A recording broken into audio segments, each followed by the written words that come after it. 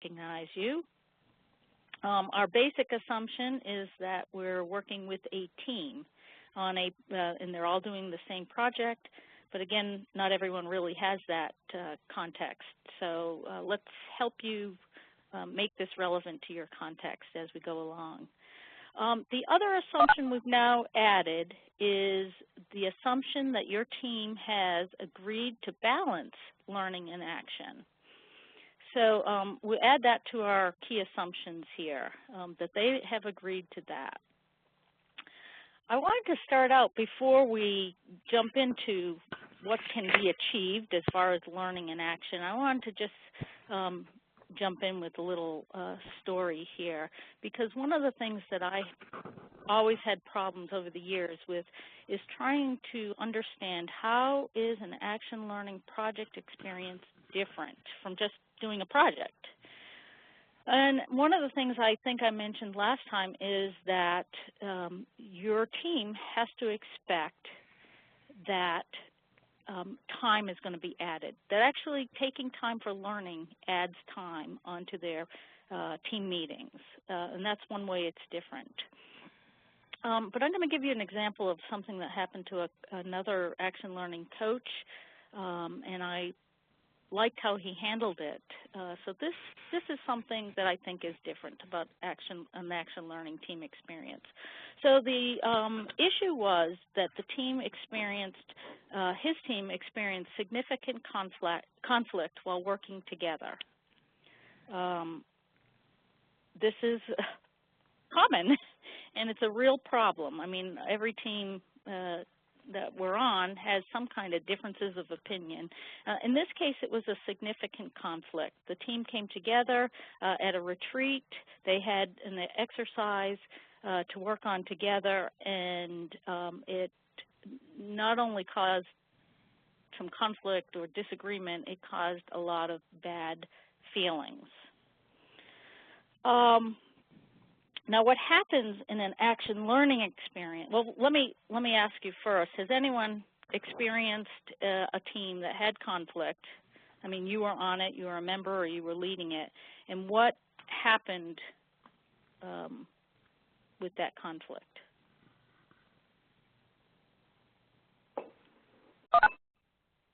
This is Magda. Do you want to volunteer?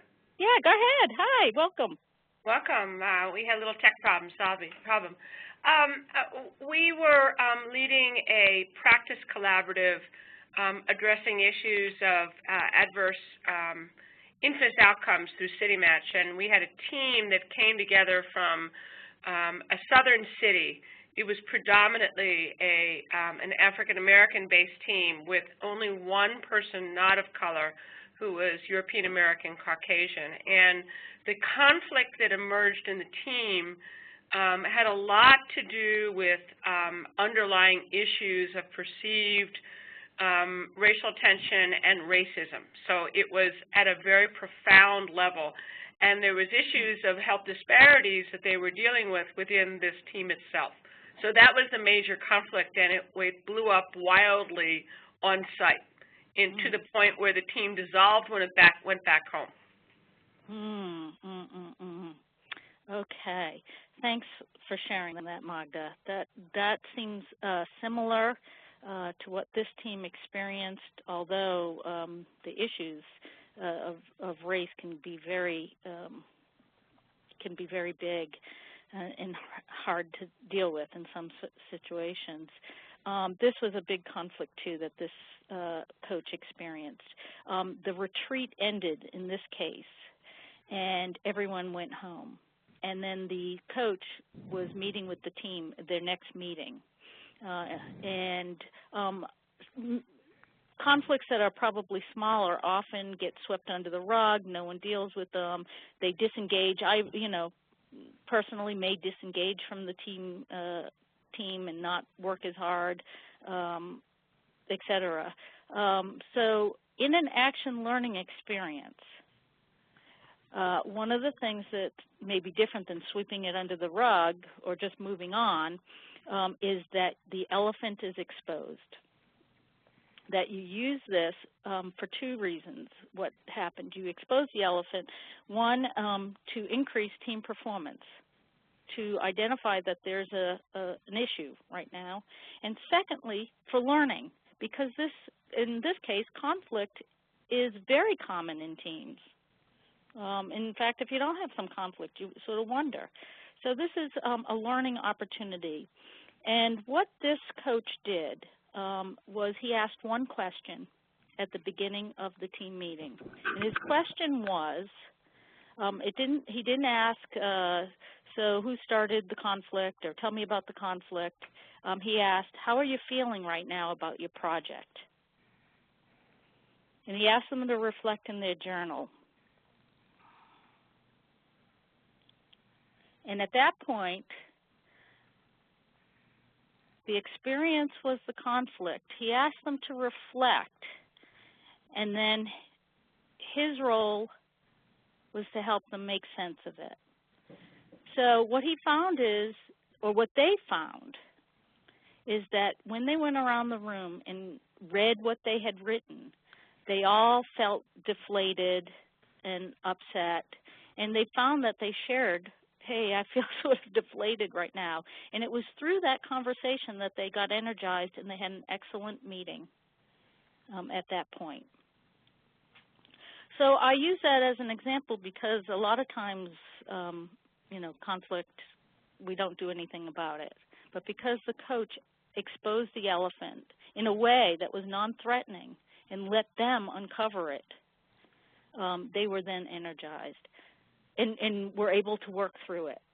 Does anyone does that remind you of anything that you want to share or have any comments about that example that I shared? Would you have done something different? What would you have done? Donna, this is Magda again. I don't want to take up my 5 chit marks that I get to have during a conversation, but here's 2. How was this? I want to respond with a question. Yeah. I just spent an afternoon with Carl Larson, and he was putting a group through their paces of understanding tagging and how a leader in collaborative leadership will know the best steps and questions to ask to help a group call the elephant, or name it or tag it. And I was wondering if you could contrast this cycle with Carl's tagging process. I am not familiar. I've never heard him talk about the tagging process, but it sounds like uncovering things. I mean, if you're a leader and you want a high-performing team, you need to do that. So I think that's a skill that a leader needs to build on, and that is when you, in this cycle of experience, reflection, and learning, part of the making sense of it is making sense of what it means to you, what it means to this project, and what it means to your other work.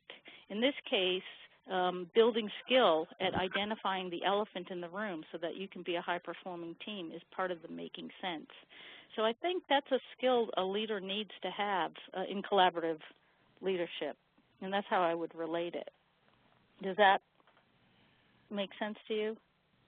Yeah, it does. Thank you. And I can share this one-pager that he gave out at Great Basin when he gave the most recent talk, and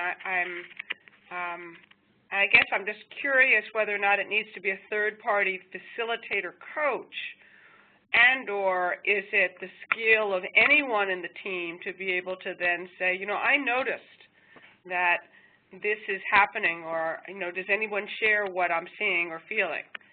Is the opening of that. So I agree that it's always about the powerful question. I'm just wondering, does it take a third-party action coach to unleash the action learning cycle, or can it be skilled and trained and or, capable people from within the team?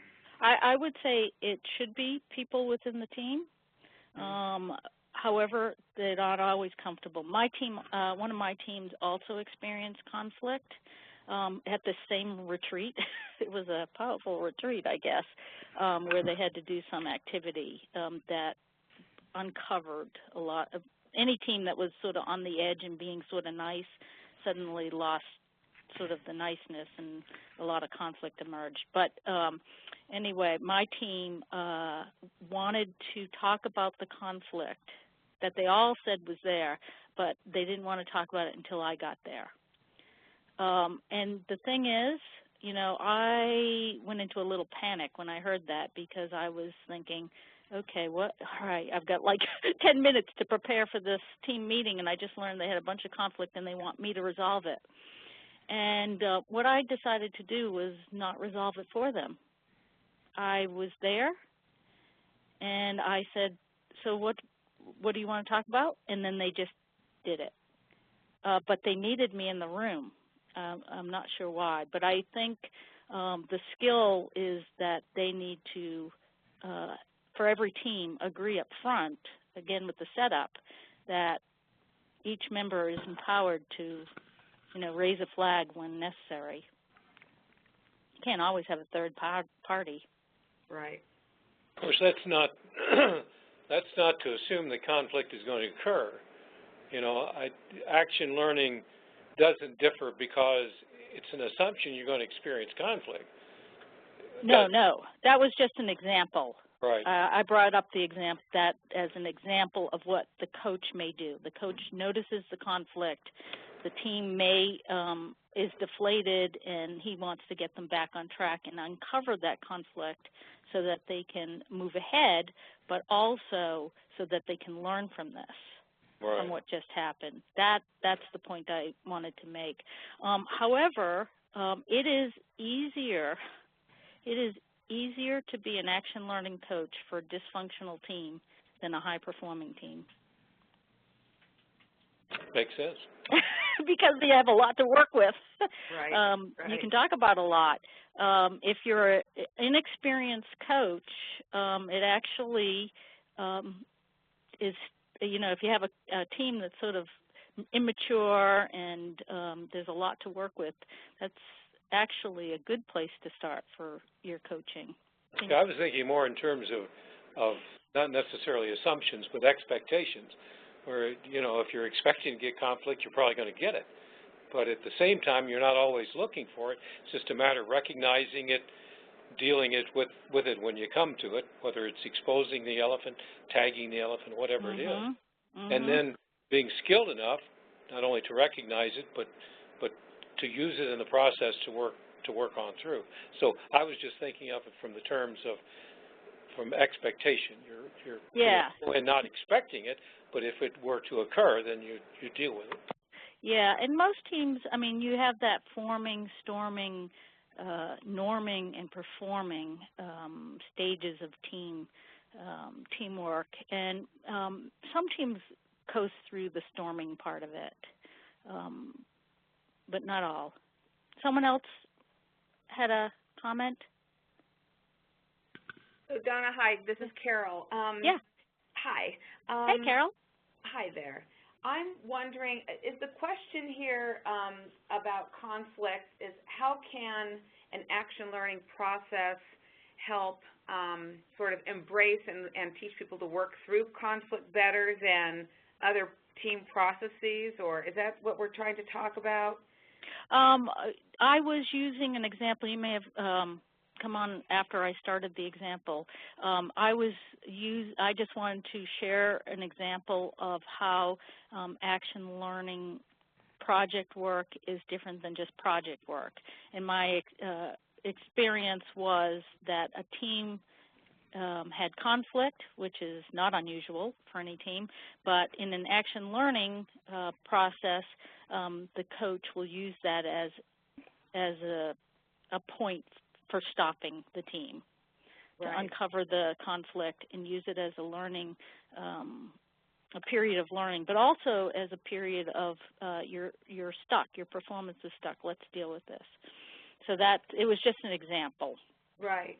Yeah. And I think that I had a team from the State Health Department here in California and the Hawaii California Leadership Institute that had a conflict, and we weren't doing action learning. And so just the issue of, I think this whole tagging thing that Magda brought up, at a minimum, in teamwork, I think that's a good, if you're not embracing the whole action learning cycle, it is something that Carl worked on with the National Leadership Institute too, and Magda, it was taught as a way of them bringing the skill back into their own teams, into their own process as being a team member, as leading teams, that sort of thing. And wasn't at all sort of just for a coach to do. And a number of them talked about experiencing tagging later on in retreats and how valuable it was, and the skills that they got being very helpful to them. But I think this whole issue of setting a team up to realize that it's about learning as much as it's about action, and then as things come up, because they've agreed to that, you have a little bit more of an open container there, I think, to ask these reflective questions and to give them some of these tools to look at conflict versus just a normal team formation process. But it's the setup, at the beginning. So if you've got a team agreeing to do action learning, it seems to me if they have conflict, you've got already a fertile ground for identifying it and processing it and learning from it, whereas other teams go through conflict and you've got to figure out what tools you can bring in to have them stop and acknowledge what it is and have the trust to talk about it. And oftentimes there's power imbalances in teams, which was a factor with this California State Health Department team, is that they had different ownership over the outcome of the conflict. Anyway, it gets very complex sometimes. I think that's a good point, Carol, with the power. We know in teams in the real world there's often power differences within the team. In an action learning team, particularly in a leadership development program, one of the assumptions, or one of the things you try to set up in your design, is that the members are of equal power, at least on the team. That there's an equal playing field. Right. But, of course, in real life, that's not always the case. Anyway, I think what I'm hoping that you're doing is asking yourself, particularly if you're like I was and still struggling, how is this different? How is action learning different than just project work? And also, what is the role of the coach? And I want to highlight what my colleague, the other coach, did. He didn't ask a question about the conflict. He asked, how are you feeling about your project? And that uncovered, everyone felt the same way, and they were able to sort of bond around that. Hey, yeah, I feel pretty deflated right now. And that moved them on. I thought it was a great question. Well, let's get into our topic for today. And this comes from another team meeting that I was the coach of this team, and an individual, they actually experienced a death of one of their team members. And the next team meeting after this person passed away, I asked, how are you feeling about your teamwork? And one of my team members, whose sometimes strength overdone, is that she'll say anything at the top of her head, which is good and sometimes gets her in trouble. But in this case, she started talking after she reflected on how she's feeling. And in her comment, she said, I'm not learning anything in this action learning project work. So you can just imagine my face at that point and what I was thinking. And that's the topic of our conversation today. What is it that people should be learning in this project work, and what is it that we can expect for action?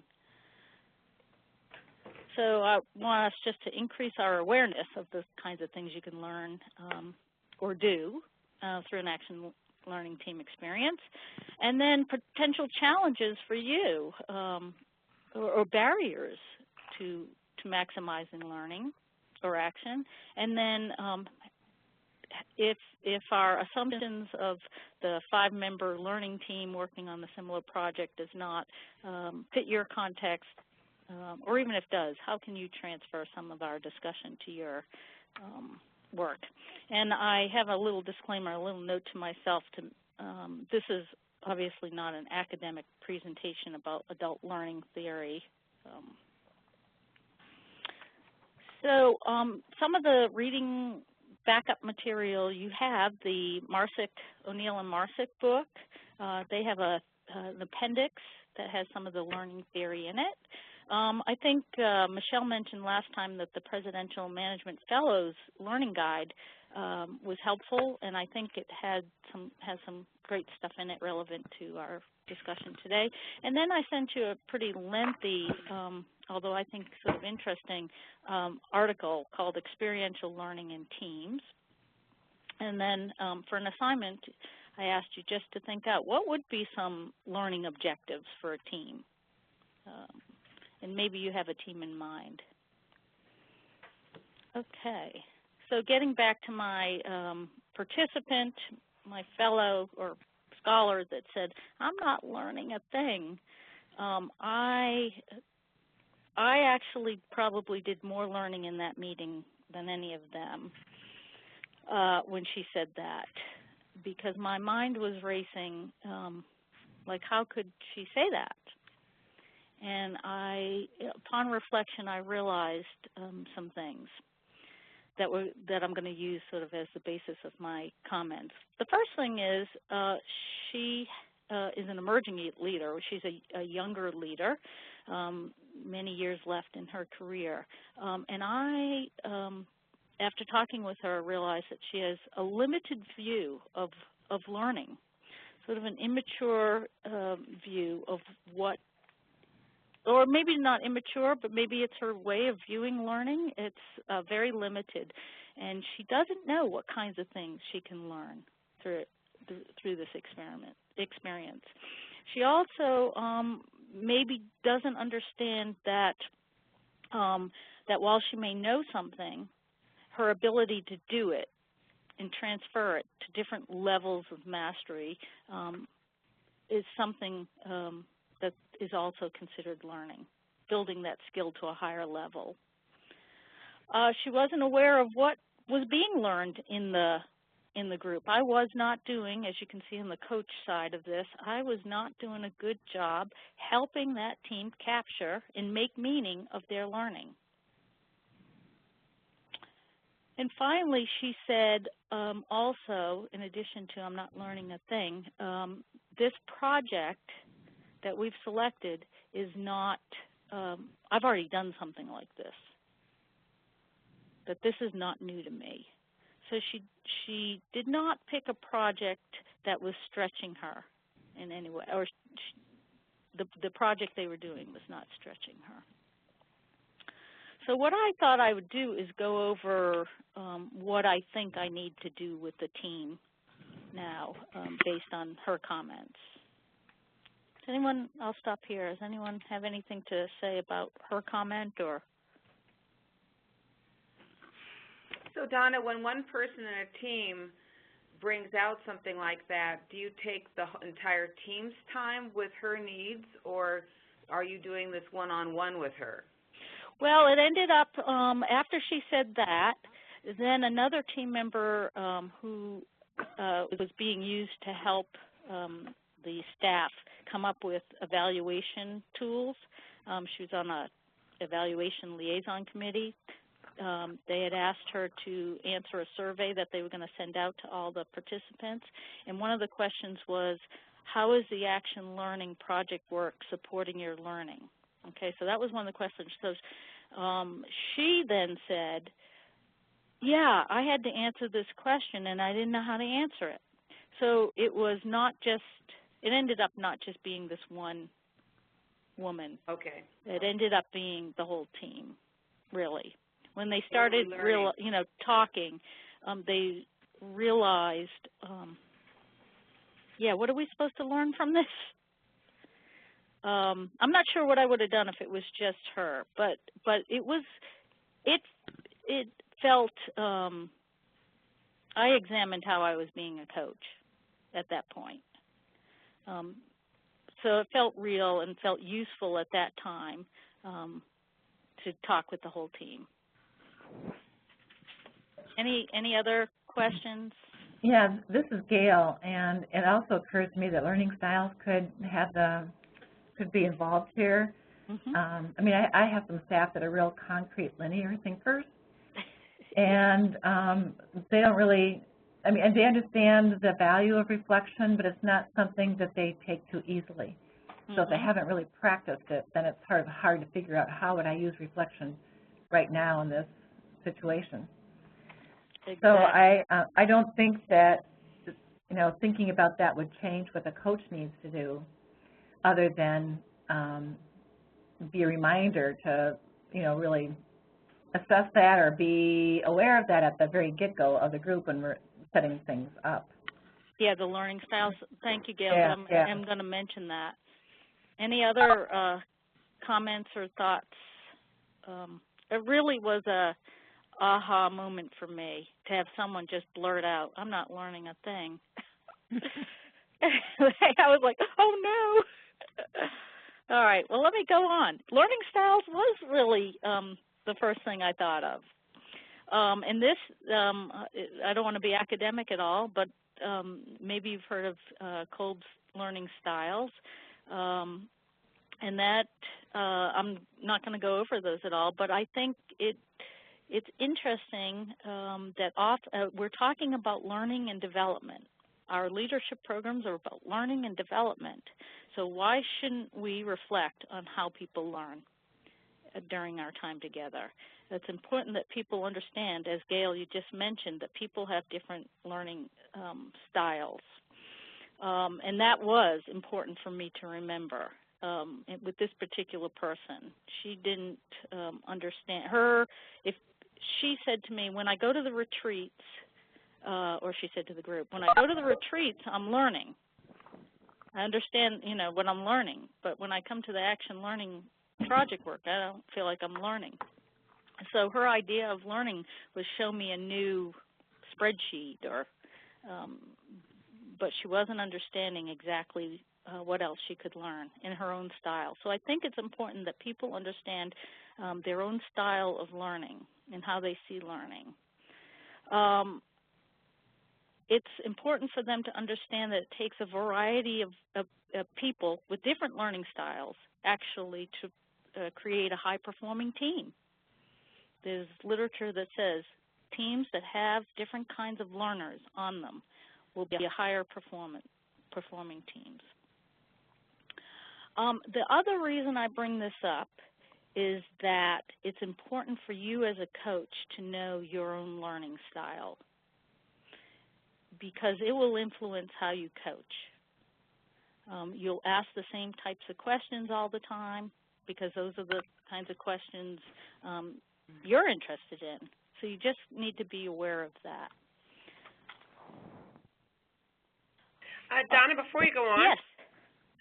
Could you go back, please? Mm-hmm. So in the attached article, page 9, where it goes through the literature review of the 4 different basic learning styles, and it references a learning style inventory. What can you tell us about the learning style inventory? Is it a way for self-assessment to happen that we as coaches could not just intuit what our learning style is and know it, but that actually we could do it in a more concrete assessment way? That's my first set of I've got a bunch of questions about this. Let me just start with what can you tell me about the LSI and how accessible is it and how solid is it as a tool? And do you recommend that we as coaches actively do self-assessment using the LSI so that we can be informed in what styles we're bringing, not just what we think we're bringing? Yes. As far as the learning styles inventory, I believe I did it online myself. I'm trying to think. I went online and I did do a learning styles survey, and I think it was this one. It didn't cost me any money. Okay. Secondly, this is not the only kind of assessment tool for learning styles. In fact, there's one called Format, which the Center for Creative Leadership uses as well, and they did have all their coaches take this instrument, the Format. We were going to have all the participants take it as well, but it was a little bit confusing. It wasn't, I personally didn't feel it was all that useful. What I did feel was useful is that you need to understand your own learning style and what kinds of questions you tend to go towards and ways of coaching. Donna, can I interject? I just went Yes. online. The Cold Learning Style Inventory is out with Hey Group. It's actually $25 per online assessment, and then $125 for 10 booklets. So it's it costs some money. And I was wondering about the Myers-Briggs at all. I know it's not. That's my next question, Carol. That's where I'm going. Okay, but could we, since we might not add this to our, maybe it's good for us all to do this. I think it's a great idea for you to add this, Donna, maybe to your coaching learning, your Coaching the Coach platform. Yeah. That as a group, we all acknowledge our learning style, so we know what we're bringing into our own group discussion and experience it, which would be really cool. But yes. And so that's just an idea. But so I'm jumping ahead for Magda here. The Myers-Briggs, could that be a alternative way of thinking about how people approach gathering information and making use of it and making decisions and things, but in lieu of this? I think so. I mean, I don't want to pull myself off as an expert here because I'm definitely not. But it makes sense to me that you could use that. I think the point is, as a coach, understand.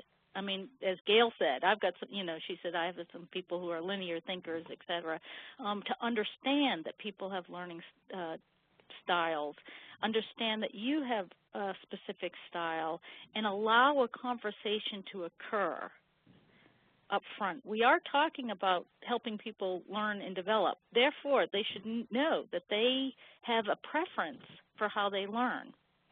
There's also the learning tactics inventory, which is something I use to help people with individual development plans. Could you say it again, Learning tactics inventory. That is a Center for Creative Leadership product, and it comes with a little booklet. But basically, it says that people tend to go to different activities when they're faced with a problem.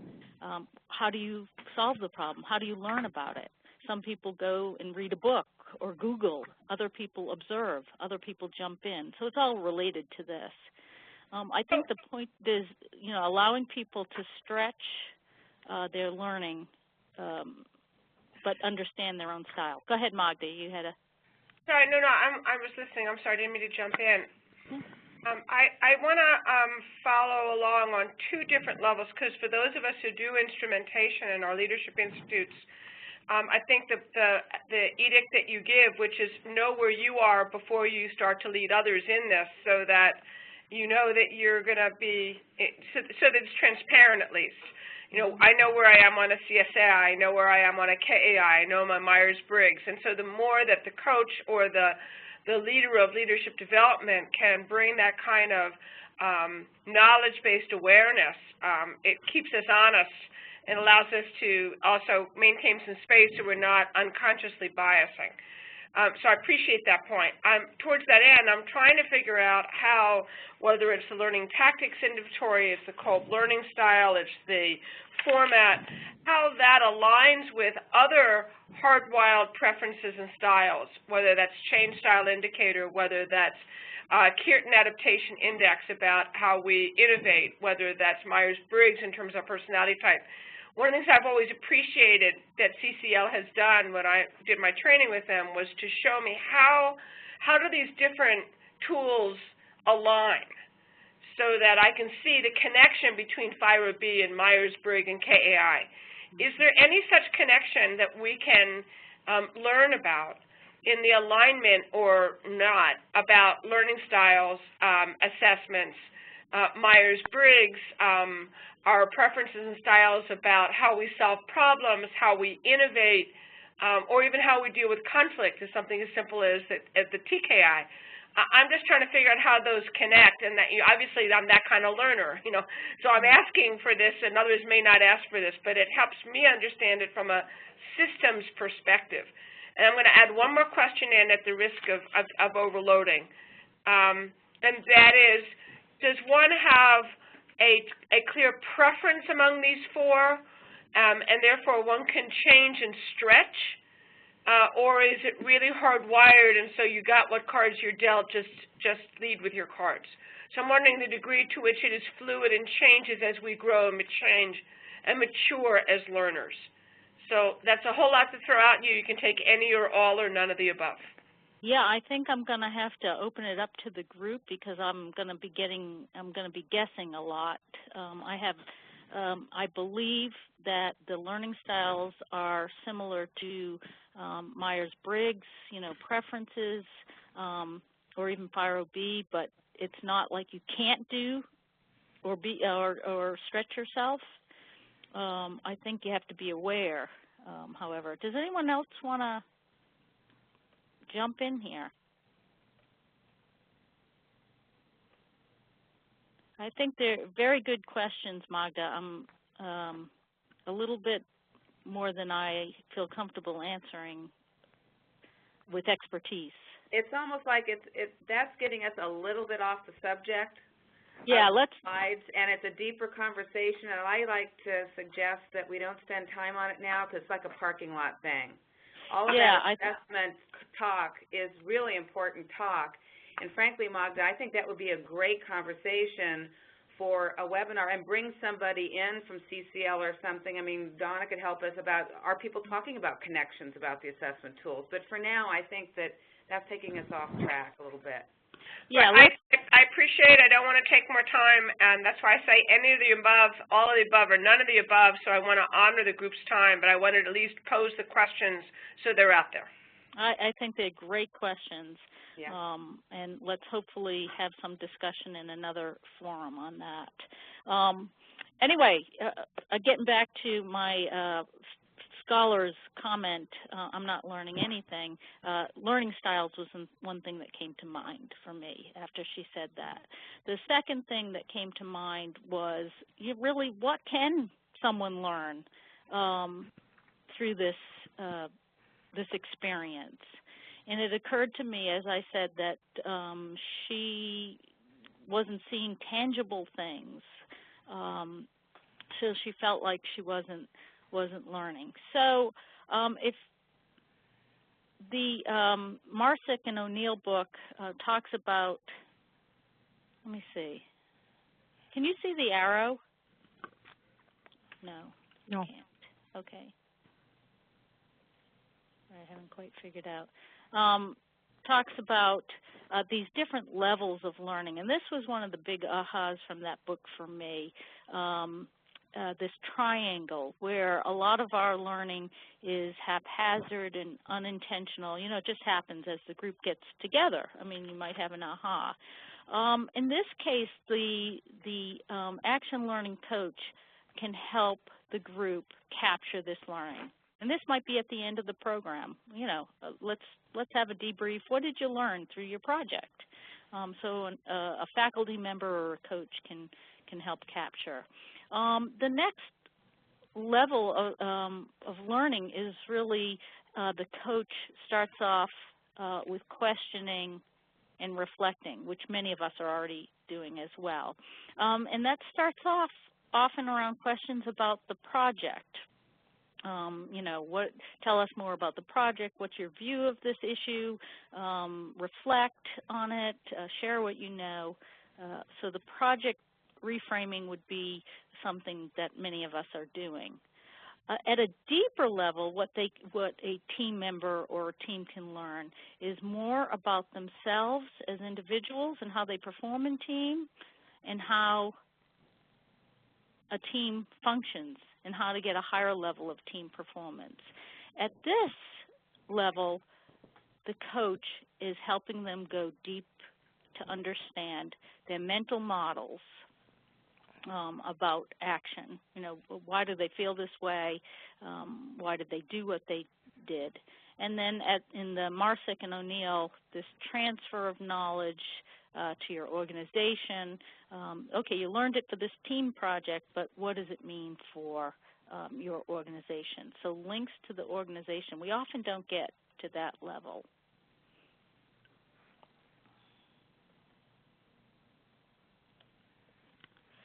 I just bring this up. This is in the appendix of the Marsick and O'Neill, and it's, I know Cynthia knows, I know all of you know it, so I'm not going to mention it too much except to saying that we often focus on our reflection right here, what happened, but as an action learning coach, what I'm trying to do is get them to this level.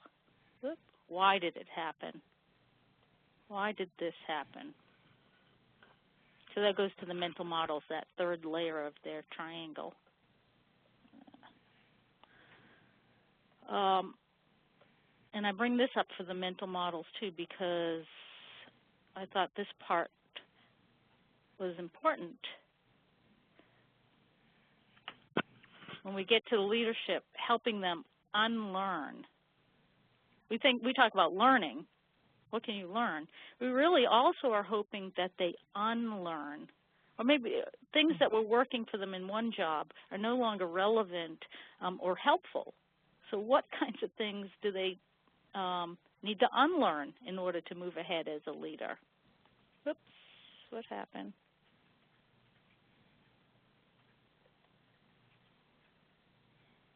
Can you see that? Are you guys there? Yes. Yeah, your slide. Oh, okay. Okay. Yeah. So, again, going back to that question, what can one learn through an action learning experience? And I started to brainstorm, you know, well, what can they learn? I mean, we know some of it's haphazard, but really even through the haphazard or unintentional learning, what kinds of things could they learn? There are two things, no matter what kind of action learning team it is, that they should be learning, in my view. So if I'm going to evaluate myself, I'm going to I want them to learn more about the project, the issue or challenge that they're deciding to tackle. And secondly, I don't feel like I've been successful if I haven't helped them learn how to learn.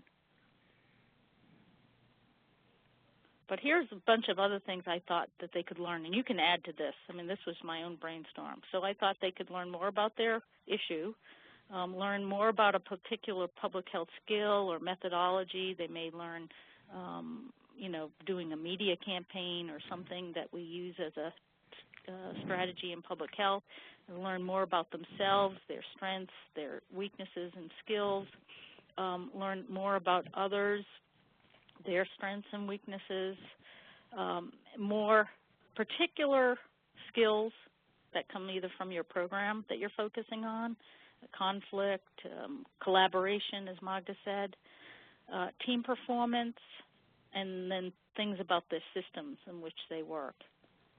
What kinds of things do you, other things that you think they could learn?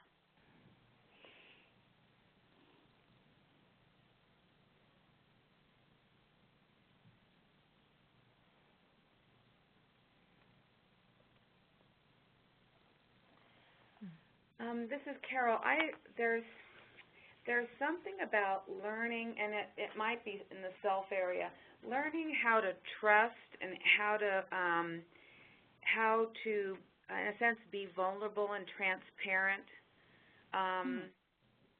in a group. I think there's a lot of for the kinds of discussions that we're finding we have to have in the teams that we put together for the National Leadership Institute.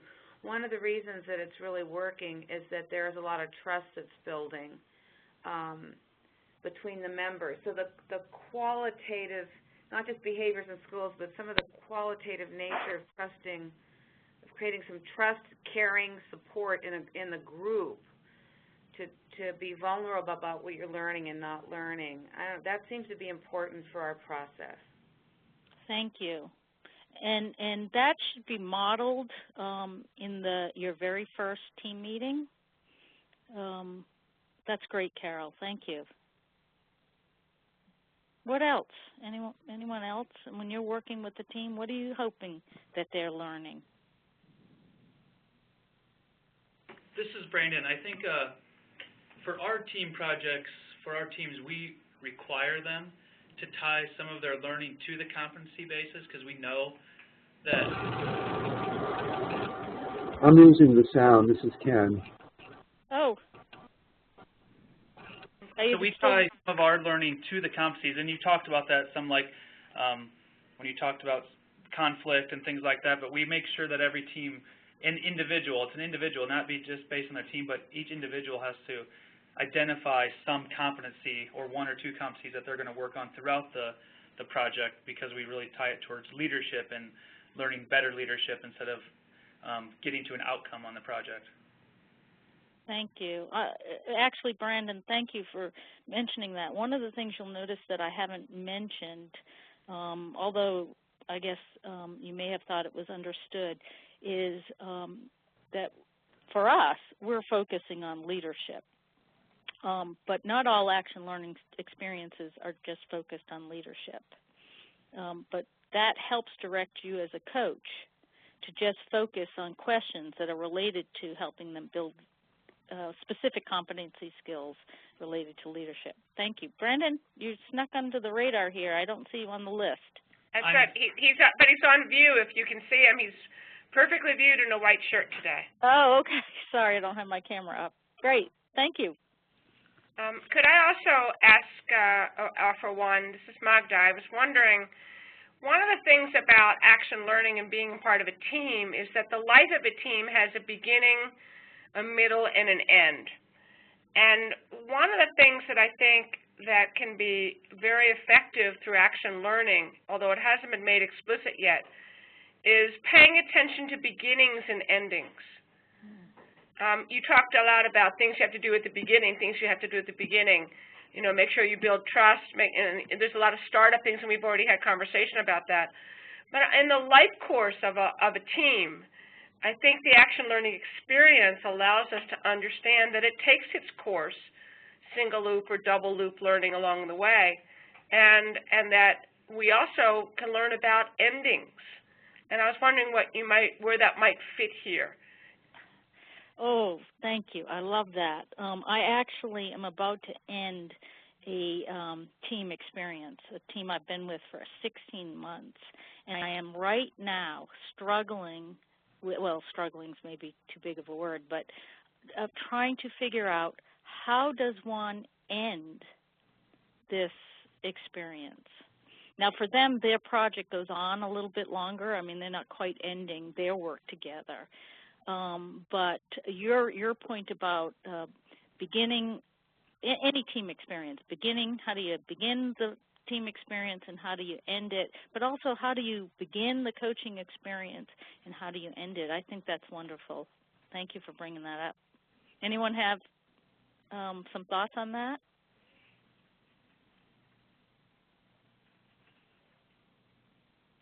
I'm actually looking for advice on that one. Well, if I brought it up, I mean, I think that one of the things that I have not heard, the language I've not heard you use yet in action learning is ritual, culture and ritual.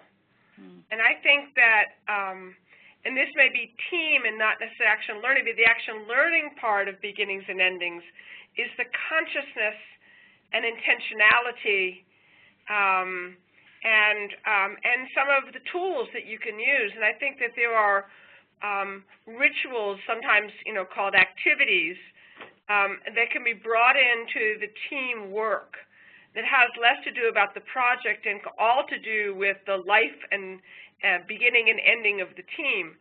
And so we've really worked hard in our institute as the teams form, as well as the whole cohort, which is in itself a kind of action learning in a meta way, to really pay attention to what rituals we can bring in that allow people the space and time and reflection and to go through the learning cycle about the beginning itself and the ending itself.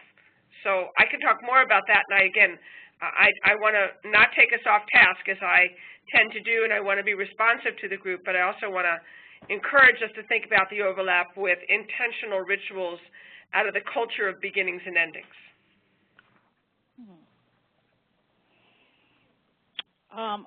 Let us move on, but I would like to, maybe if we have time here, an example of what you're calling an intentional ritual. But let's move on.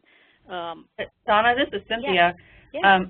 I just wanted to say that I do think that the ending is something that we don't do as well as the beginning. We tend to focus a lot on the beginning and the process and not going out with a bang. You know, we have a tendency to let teams and groups kind of peter out because people are very excited about their learning. They want to keep doing it. And then, you know, it isn't sustained over time for one reason or another. And so in some ways it's better to, I guess, almost coach the group that there should be a intentional end. So. I thank you. I think you're right. I think we get all psyched up from the beginning, and then, and actually, for me personally, if you use change style indicator, my change style is originator, and so I always want to start new things here. And by the end of 16 months, that's a long time for me, and I'm recognizing I sort of peter out myself. So part of my own self-awareness as a coach is this could be a weakness for me, is not ending it very well. Can I just be clear here? Thank you, Cynthia, for your comment that it goes back to the handout article that you gave us to read on page 28, where the point is that teams learn in context. The ending is not, and the confusion, I think the tension is that learning never stops. The learning doesn't end. The context for the teams learning together is what changes. And what I reflected on as I read this article was to recognize that learning is lifelong, it's enduring, it transcends the actual formation and structure and even function of the team. But that we have to figure some way as coaches to acknowledge the changing context that can impact what we're learning at what time and how we learn together. So I wanted to bring in the point about learning in context, and I didn't know if that might help. Good point. Good point. Well, let me just move on because I see time going here. I just want to let you know, right next to the word others in my list here of what can be learned, you can learn about others, I have an asterisk, and that is just to highlight that you learn about others, but you also, I think one of the benefits of the action learning project work is this social networking that occurs, this building the relationships. I don't know if you want to call that learning about others, but I want to point that out. Okay. Oops. Oh, I didn't realize I had so much here. Oops. Okay. The other thing the scholar's comment made me think about is this anatomy of a learning experience. Again, you may have seen this before, and this being the first part of this on the left-hand side, the prior learning, and then you get to this point right here. Oops. That is the opportunity for learning, and that's where I would consider our action learning challenge to be. But often people do not go down and gag themselves, as they say, so that they can increase their performance over time. So her comment made me think, is she at all in this experience gagging or going against her grain? Is she allowing herself, or am I helping the team identify the things that they want to learn, that they're going to struggle with, that we can all help each other go back up? I don't know that we do a lot of gagging, again, going against the grain in our project work. But I realized that I needed to help them see or help them identify their learning objectives and what they wanted to practice in this experience. So I asked you to come up with a few learning goals. Did anyone have time to do that? This is Michelle. Can you hear me? Yes. Oh, okay. There was a little sign by my name, and I wasn't sure if I was muted or not. Oh, okay. I hear you. Okay. I put down a couple of things like learn how to give open and honest feedback. Learn how to use reflection to improve team performance. Okay. Michelle, I know you're working with a team. Are these some of the goals that they have in their teamwork together? You know, actually, thanks for asking that, Donna. No. And I'm kind of finding that as I work with this team and go through this learning process with all of you all in this group, that what I do is I take what I learn in these conference calls and I take it back to the pilot, I call them my pilot team that I'm working with. So they're kind of learning right along with me. Okay, great. I actually don't have learning goals for them, and I'm writing things down as I listen today that's one of the things I need to do is go back and do that, because I sort of feel like with them, I sort of am. In fact, I journaled in my journal after our last meeting. I just kind of felt like I was at a standstill. I felt like I was at a loss. I didn't know where to go next. Okay. And so I was looking forward to this call today to help me to set some own goals for myself with that team. Okay, great. My own experience with helping a team set learning goals is that if you ask them at the beginning, when they first start working together, like they put together a team charter and what are our ground rules, if you say, what do you want to learn? My experience, and it's been a small number of teams, but that they're not really ready to write goals right away. Anyone else have any experience helping them identify learning goals? So, Donna, if you don't ask them right off the bat, is there a time frame in which you would ask them? I guess I'm thinking because now would be a good time for me to ask my team. Yeah, I think I still would ask them at the beginning of the team, when the team starts forming. Oh, okay. But realize, they don't know. So I've introduced the concept. Let's have some goals as we move along as to what you personally want to learn. Many people, as Brandon said, have personal goals. But also, as a team, is there something they want to learn together? One thing might be how to be a high-performing team. Anyone else? This is Carol. One of the things that's come up with the National Leadership Institute is because we started with individual challenges. So when we did a team charter, it was more about the process and the quality and the setup, the logistics, some of the ground rules. It was as far as we really got the first time they physically met and they tried to create a charter right away in May. And now that we're halfway through it and they've spent some time getting to know each other and sharing their challenges and all their challenges, the context for all the challenges has changed this year because it's been such a crazy year. And now they're getting to the point after the second retreat that they realize that they haven't been really transparently putting into it what it takes to practice action learning as a team.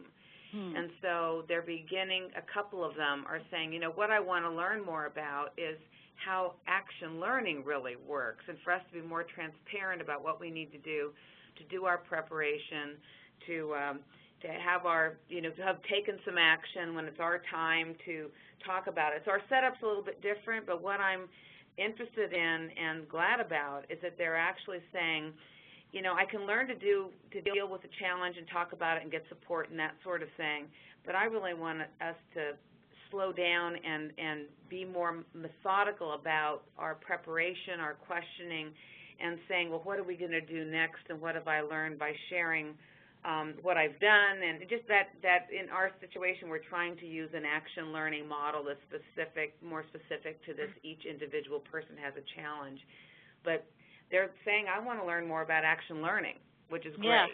That is great. That's great, and that came out of their trust and their dialogue early on, and now they're ready to articulate more of what they want to learn. That's right. great. Anyone else? This is Magda. Brenda and I were reflecting, and one of the things that we ask our teams to do is to harvest their learning along the way, and use the language of harvesting, and what are their learning milestones. I think when we don't do as formally is ask them to differentiate between content learning objectives or task-oriented learning objectives, task-oriented objectives, and then really helping them to pay attention to the learning piece of learning objectives.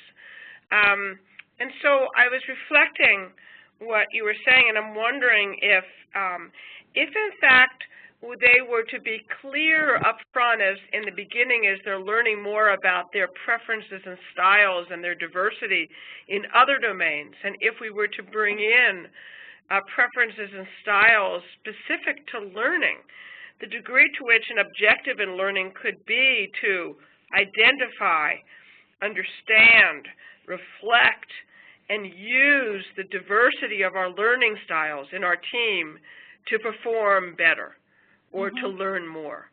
Right. And to make it to bring that knowledge base or that awareness, even that instrumentation, and the push on diversity, to really recognizing that the more diverse they are and the more they understand their differences and the more they know how to use their differences in learning styles, the more robust their work can be.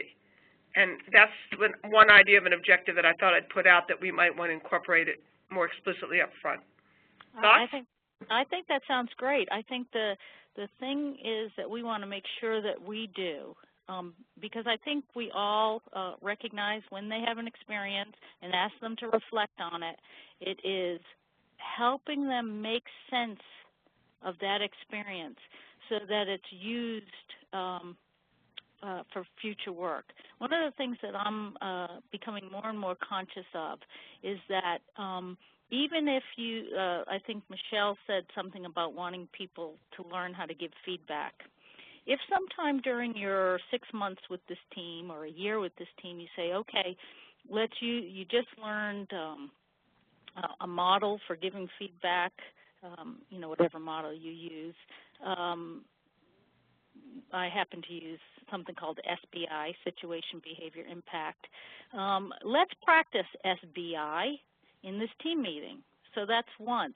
It seems to me, and I don't know, someone may know the literature on this, it takes individuals, several times to practice something and to understand it so that it becomes part of what they do.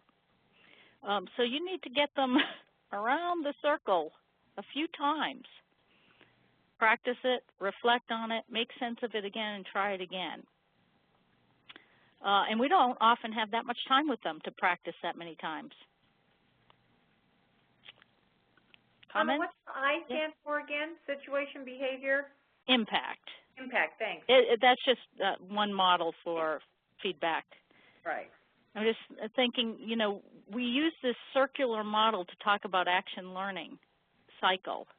And the question is, how many times do you have to bring them through this cycle for them to actually use it to a point that it can be transferred to other work? The converse of that is, how many times do we go in a different direction of circle unconsciously and get stuck?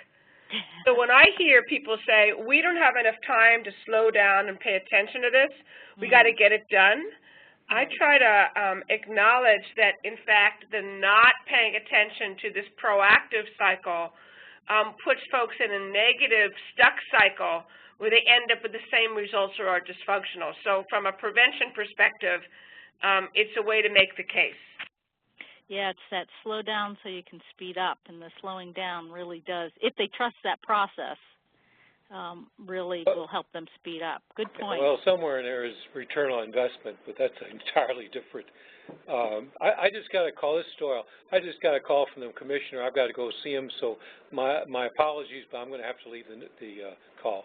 Oh, thank you, Doyle. Thanks. Good luck. Thanks. The last point I'll quickly make here is that my scholar, when she made the question, made the statement, I'm not learning anything here. It made me realize that she felt like she was learning new knowledge when she attended the retreats, but was not seeing, I wasn't helping her to see that what she was learning is, or what I was hoping she was learning through the action learning experience, was an application of that knowledge so that she got to a higher level of mastery. And I realized that her understanding of learning was down here. Any comments on that? That was another aha for me.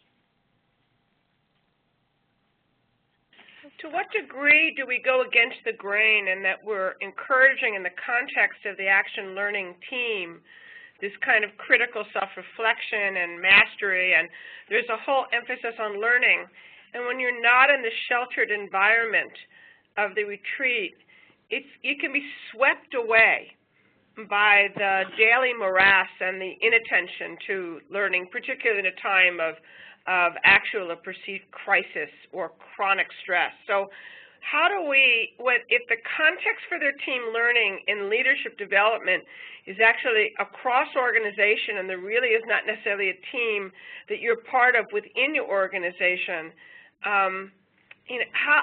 what's the counter force to use so that the great glow and learning on site doesn't just get washed away, even if she intends to be a critical reflector?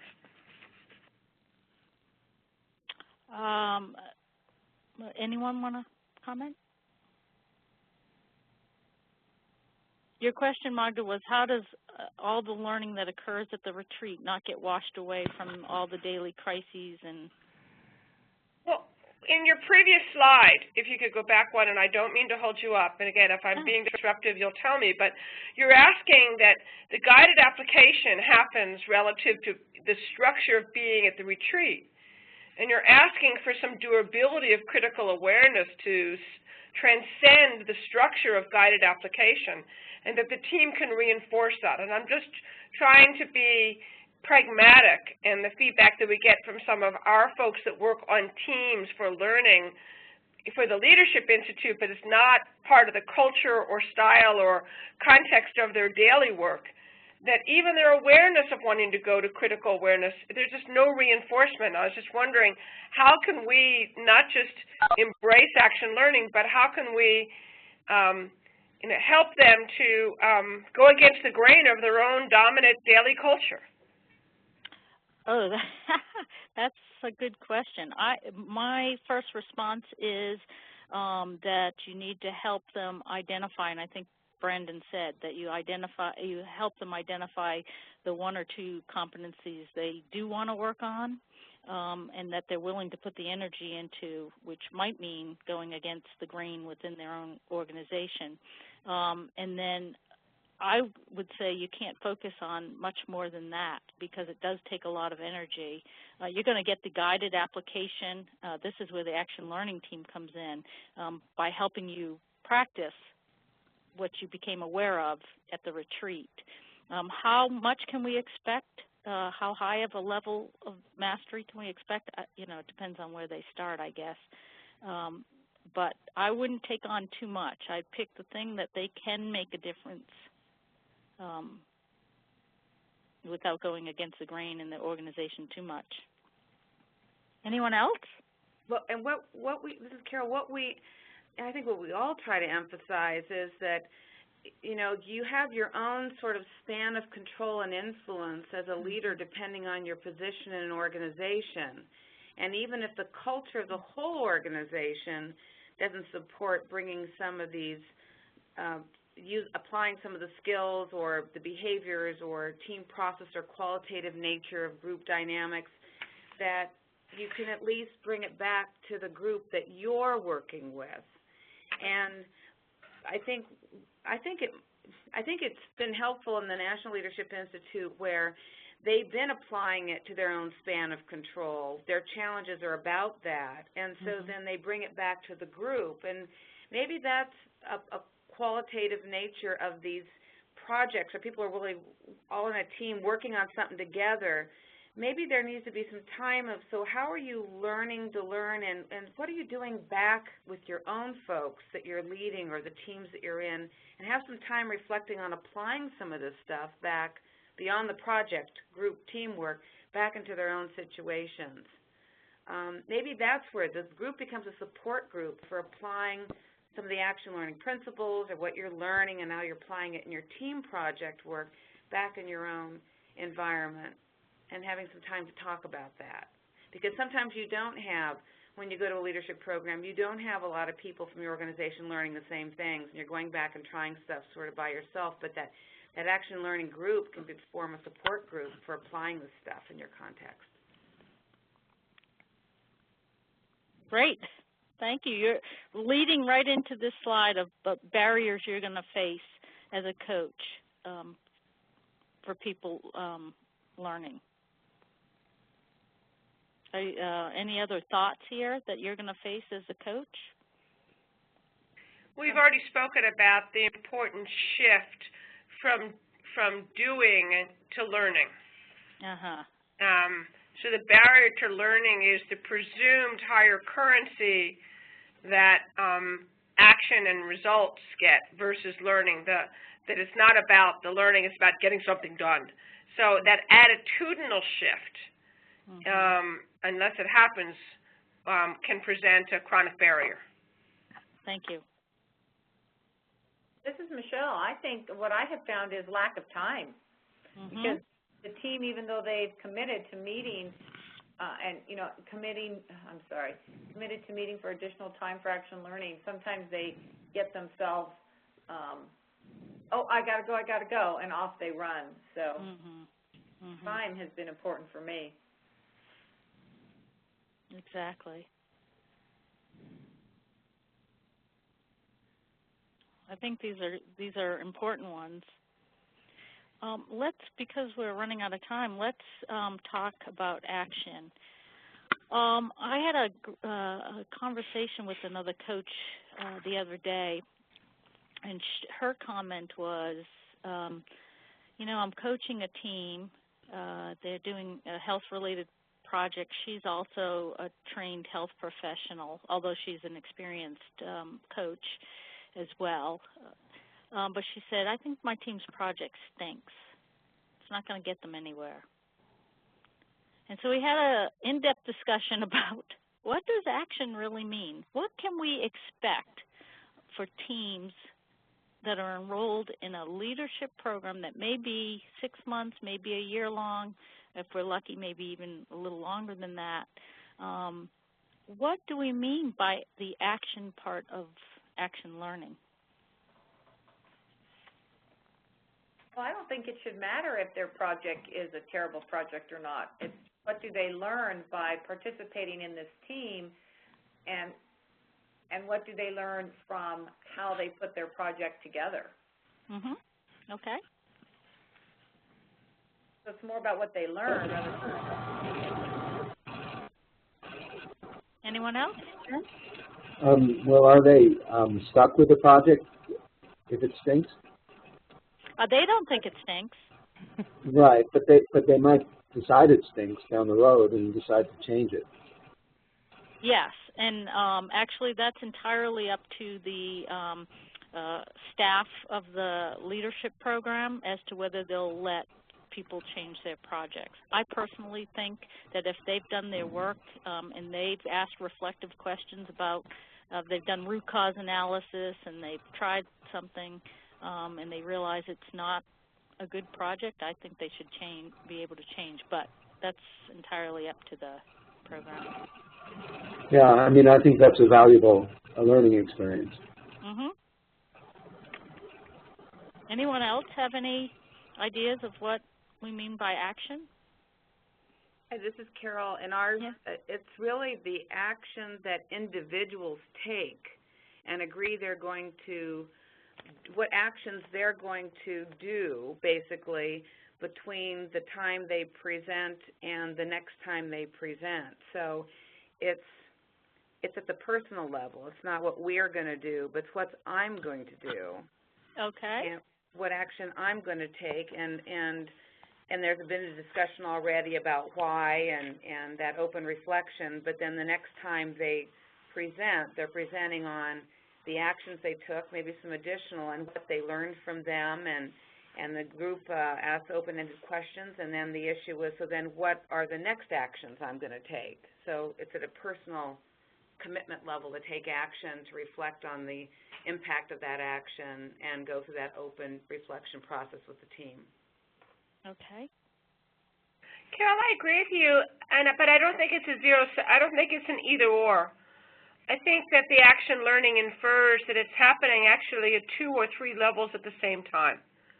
Clearly, it starts with an individual series of plan to do, plan to act, experience it, reflect, making sense, go through these cycles on an individual level. But I think there also is the extraordinary opportunity to harvest collectively, that when 4 to 6 or 4 to 6 people, depending on the size of your team, work collectively on a common challenge, a common opportunity, I find that if they pool their experience, they pool their reflection, they make sense together, those actions at a team level of learning, I think, can also be hugely catalytic. And one could say you can take it up to a higher level. Let's say that you've got a series of teams, not necessarily our leadership teams, but a series of teams in an organization that are working on different dimensions of a related challenge. Well, then when you harvest the experience, the reflection, the sense-making, and the planning across the teams, there's even more ahas and learning that can happen. So I have a sense that we as coaches have this role to play as individual-level coaches, team-level coaches, and then teams of teams, and potentially across the organization and the system. As you spin it higher and higher, as long as there's continued movement, which is what action infers. So I wanted to build on you to take it, obviously, more complexly, which I tend to do. Right. No, I think that's a great comment, and there has to be some action at an individual level to learn from, to have the team make some movement. And in the case of our National Leadership Institute, they're not working on a project together, but they still can bring the learning about how the team's supporting each other learning. I mean, it's a little bit different, but I totally agree with you. When you're committing to this process inside an organization, you want to move up those different levels, like in that triangle. No, that's a very good comment. Any other comments? Great.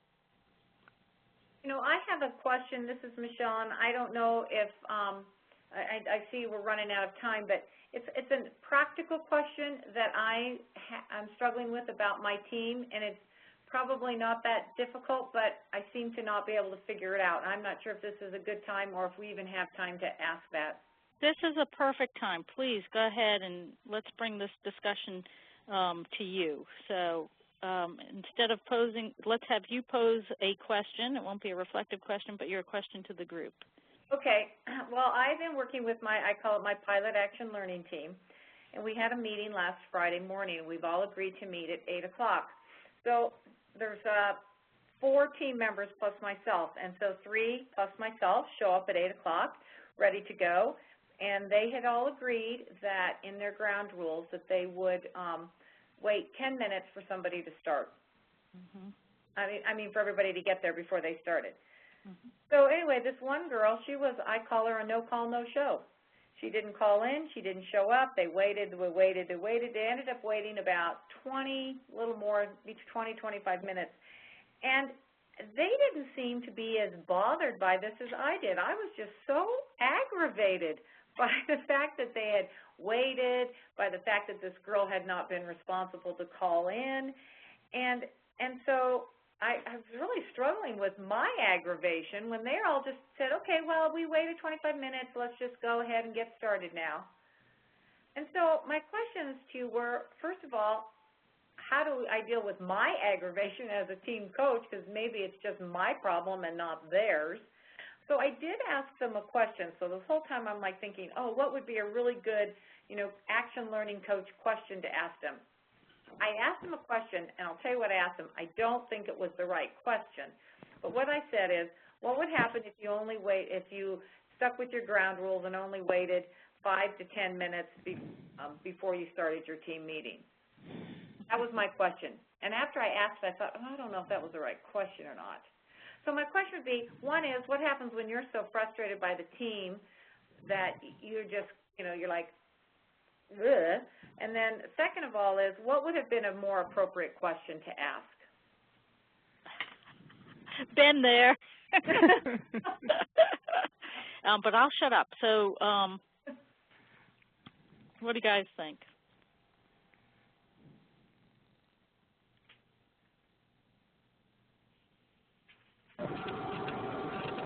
Well, I think people deal with disappointment in all different ways,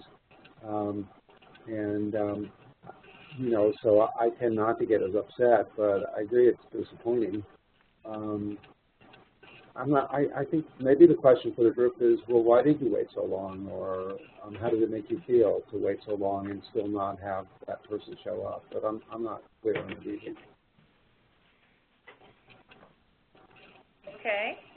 Hi, this is Gail. I find myself feeling very frustrated with them as well, but to me the question is, why are they choosing to not honor their ground rules? Right. More so, why are they waiting for a person? That's a so good. that's where I would go. That's a good one. Thanks. I guess I sort of noticed, and I don't know, again, some of it's, I'm trying to differentiate my own stuff with really what's going on with the team. But they all kind of went, oh, well, I hope she's okay. Oh, it's no big deal, oh, blah, blah, blah. And I'm like, what are you thinking? This is a huge big deal. First, they're responsible. So, again, I don't know if those were my values coming through, which I was really trying to, keep quiet. Yeah. Michelle, this is really common, as hopefully not the particular situation you experienced, but the frustration that a coach feels sometimes during the process. And there are a variety of examples, yours being one. Also, a team that doesn't require an agenda and thinks it's stupid to have that much structure. If you're a real structured person yourself as a coach, is another example. But I think you're right on target, trying to question: is this my problem or is this their problem? Mm-hmm. And we always ask that. The one thing I would be careful of is asking questions that have some judgment or your beliefs in them. So a question you might ask them, because it just might be okay for them, that they waited. How are your ground rules working for you? At this point, we've met 2 times. How are the ground rules working for you? Is there one thing you might want to change, or do you want to keep everything the same? And that will, almost always, when I've asked a question like that, they uncover the elephant that you're feeling. Okay. Anyone else? And then it leads into a discussion, which then can be why did you wait? If you were feeling frustrated, why did you wait? Okay, thank you. Any last burning questions or reflections about how this works, how this discussion helps you? Or why don't we type your a thought on how this discussion, what it made you think of, or you know, a question you might have, or a last-minute reflection. Why don't you type that in the chat?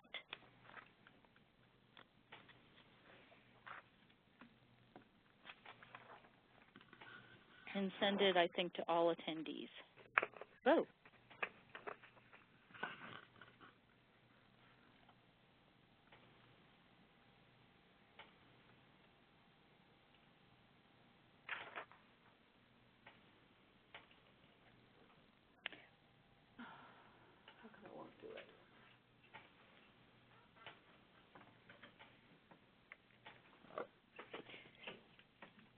I'm unable to type in the box. Yeah, I'm not able to either. Do you go down under, you see send to, there's a box there. Do you see that? Select a participant, it says lightly. And I have sent it twice because Erin pointed out that I was sending it to her and not to you. So apologies from Brandon and me that we've got multiple things that look the same. But in there are two questions, one from me and one from Brandon, and you can pull it out if you choose.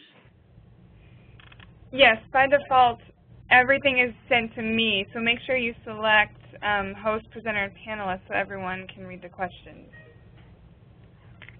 And if you select that, we should all be able to see them all, and I don't see any. You click in the box after all panelists, where I just learned which box you click in.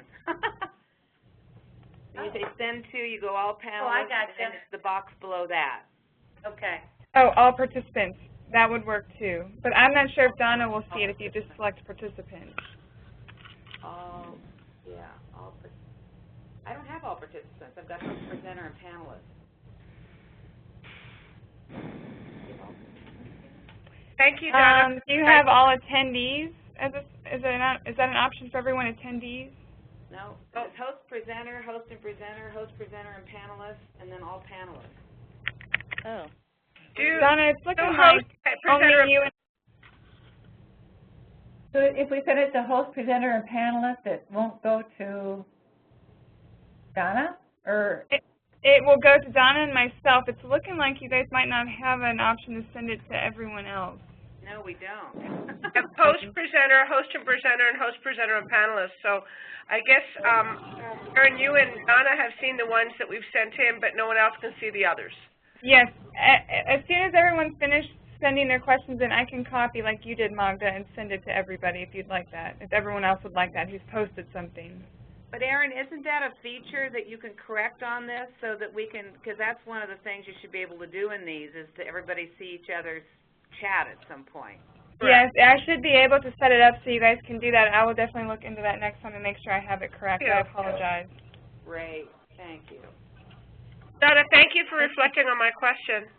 Oh, you're welcome. Sorry, I'm not sure when you posted it. Still. That was actually just now in response to your asking what questions should we ask. Okay, you know that learning curve that goes down? I'm still down in the bottom there with technology. Still trying to increase my performance there. Okay, I recognize that we are past our time.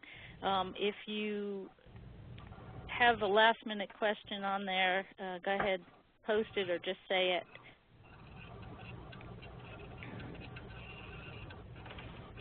Hearing none, I appreciate our opportunity to get together and talk again. Our next Action Learning Coach the Coach discussion will be on the tools a coach can use, including questioning. If you have tools that you're using, Team Charter or certain, I think Joyce a long time ago presented 6 thinking hats that she does in the group setting. But if there are tools that you're using, please share them with me and I'll get them out to everyone before our discussion. And Donna, can we use the Ning site for posting documents, tools? So there's one place, you know, call-in information, all of that. I'm sure it can be done. It's already there. It would be, well, there wasn't information about this call on the Ning site. Oh, you're right.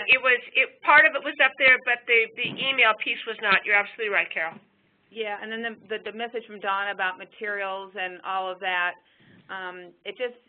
If we could do that, and Erin, I don't know if Donna could be an administrator so she can go in and do her own stuff in that discussion.